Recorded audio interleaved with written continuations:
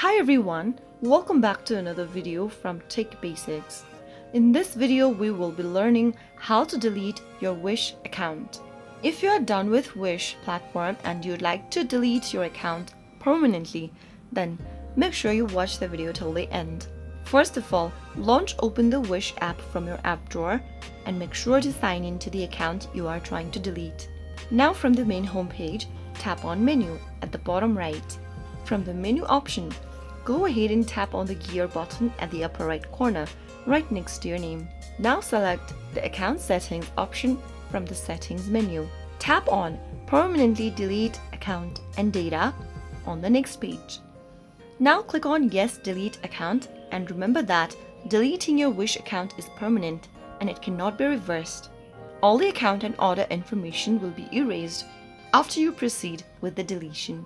To confirm, tap on Yes, Delete Account, and on the next page, tap on the email option right there.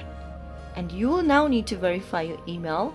Enter the code that you received via email that is associated with Wish. Simply go ahead and open up your email inbox and then enter the security code that you received in this text box. Finally, you will now be able to delete your Wish account.